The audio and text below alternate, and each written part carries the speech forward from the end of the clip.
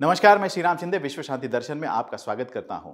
ये एक ऐसा न्यूज चैनल है जिसमें हम सुनते हैं सिर्फ अच्छी और सकारात्मक खबरें, और इसका इजाज विश्वधर्मी प्रोफेसर डॉक्टर विश्वनाथ कराड़ जी ने किया है। आइए शुरू करते हैं आज की सुर्खियों के साथ। प्रशिक्षण का शुल्क 18 पौधे, फलों का जीवन बढ़ाने वाला स्टिकर, प्लास्टिक अपशिष्ट से करोड़ों की कमाई, जीव रक्षा का आधुनिक साधन, छड़ी बनी कुर्सी। 33 साल के राजेश कुमार सुमन एक ग्रीन पाठशाला चलाते हैं। क्या है ये कल्पना, आइए जानते हैं। अपनी ग्रीन पाठशाला के माध्यम से राजेश कुमार सुमन कोई पैसा लिए बिना सरकारी सेवा परीक्षा की तैयारी करने वाले छात्रों को प्रशिक्षण प्रदान करते हैं। शुल्क के रूप में वे अपने छात्रों से 18 पौधे लेते हैं। ये पौधे विभिन्न स्थानों पर लगाए जाते हैं। अपने फ्री कोचिंग क्लास में अनोखे भुगतान मॉडल का उपयोग करते हुए बिहार के इस युवक ने 90,000 पौधे लगाए हैं। यह ग्रीन पाठशाला बिहार के समस्तीपुर में चलती है। राजेश ने 2008 में इस स्कूल की शुरुआत की थी। उनका इसके पीछे का तर्क यह है कि एक व्यक्ति अपने जीवन काल में लगभग 18 पौधों जितना ऑक्सीजन लेता है। ये स्टिकर फलों को 2 सप्ताह से अधिक समय तक सड़ने से बचाते हैं। लेते हैं ज्यादा जानकारी। दुनिया भर में उत्पादित सभी खाद्य पदार्थों का लगभग 1/3 हिस्सा बर्बाद हो जाता है, लेकिन अब एक ऐसा तरीका आगे आया है जिससे केवल एक स्टिकर लगाकर कोई भी फल लंबे समय तक टिका रहता है। स्टिक्स फ्रेश के आविष्कारक का कहना है कि ये स्टिकर उसी तरह से कार्य करता है जैसे पौधों द्वारा स्वयं प्राकृतिक सुरक्षा का उपयोग किया जाता है। बस एक स्टिकर के चिपके रहने से किसी भी फल की आयु 2 सप्ताह तक बढ़ सकती है। ये स्टिकर रोगाणु विरोधी यौगिकों को दोहराते हैं, जिनका उपयोग पौधे बीमारियों से खुद को बचाने के लिए किया करते हैं।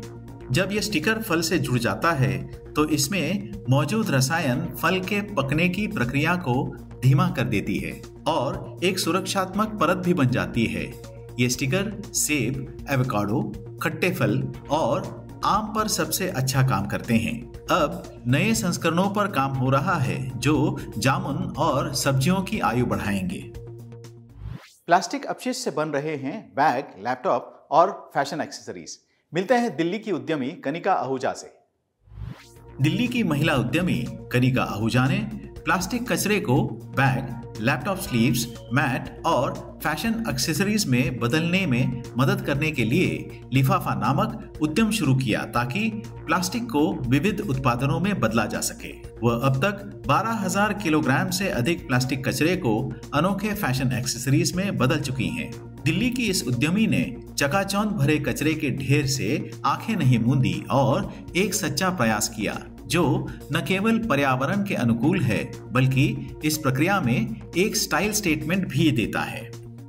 विश्व शांति दर्शन द्वारा विश्व शांति छात्र फिल्म महोत्सव का आयोजन किया जा रहा है जो पुणे स्थित विश्व शांति गुंबद से प्रेरित है।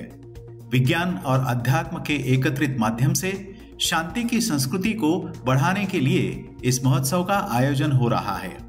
इसमें सहभागी विद्यार्थी कम से कम 5 और ज्यादा से ज्यादा 8 मिनट की फिल्में भेज सकते हैं। फिल्म, टेलीविजन, डिजाइन और मीडिया के छात्रों को अपनी प्रतिभा दिखाने और नगद पुरस्कार जीतने का यह एक अच्छा अवसर है। इस महोत्सव के लिए कोई प्रवेश शुल्क नहीं है।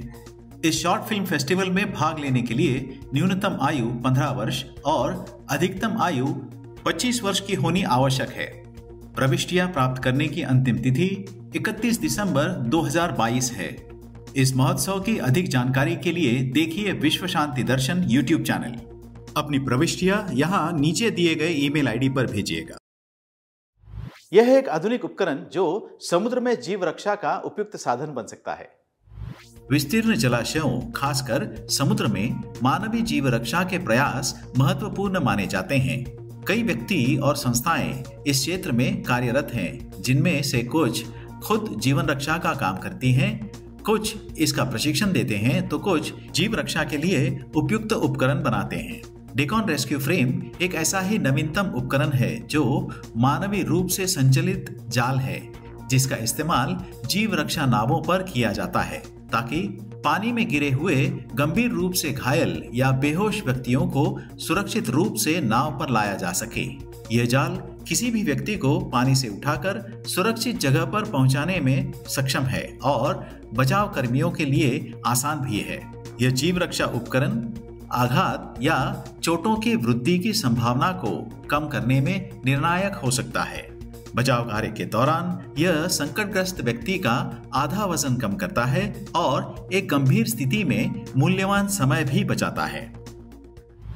ये चलने वाली छड़ी कुर्सी का आकार ले सकती है। जानते हैं क्या है ये आविष्कार। छड़ी के सहारे चलने वालों को चलते चलते अचानक कहीं बैठने की जरूरत पड़ सकती है। ऐसे समय अगर बैठने लायक योग्य जगह अगर आसपास न हो तो उनकी छड़ी ही उनके काम आ सकती है। केवल 1 किलोग्राम से कम वजनी एक शानदार चलने वाली छड़ी एक उल्लेखनीय मजबूत तिपाई में परिवर्तित हो सकती है और जल्दी मोड़ी भी जा सकती है। यह कुर्सी जमीन से लगभग 50 सेंटीमीटर ऊंची होती है। कोई भी खेल प्रतियोगिता देखने से लेकर शूटिंग करना हो, मछली पकड़ना हो या बाहर खेलों का आनंद लेना हो तो इस छड़ी का उपयोग हर कोई कर सकता है। यह कुर्सी सीमित गतिशीलता वाले लोगों के लिए भी शानदार है। चलने में मदद करने के अलावा यह छड़ी जब चाहे बैठने की सहूलियत देती है। बहुत कम लोग जानते होंगे कि परमाणु सिद्धांत के जनक एक महान भारतीय ऋषि थे। कौन थे ये महंत? आइए जानते हैं जाते जाते। महर्षि कणाद को परमाणु सिद्धांत का जनक माना जाता है। माना जाता है कि वे 2600 वर्ष पहले हुए थे। महान ऋषि आचार्य कणाद गुजरात में द्वारका के पास जन्मे थे और महान संत उल्का के पुत्र थे। उनको अपने जीवन में नई चीजों के बारे में जानने की दिलचस्पी थी। उन्हें विज्ञान सीखने और परमाणु ऊर्जा के बारे में खोज में बहुत रुचि थी। आचार्य कणाद के अनुसार परमाणु ऐसे सूक्ष्म वस्तु है जिसे अविनाशी माना जाता है। उन्होंने अपने अनुयायियों को विज्ञान से संबंधित विषय पढ़ाने के लिए वैशेषिका विद्यालय दर्शन की स्थापना की थी। आज के संस्करण में यहीं पर रुकते हैं। देखते रहिए विश्व शांति दर्शन। धन्यवाद।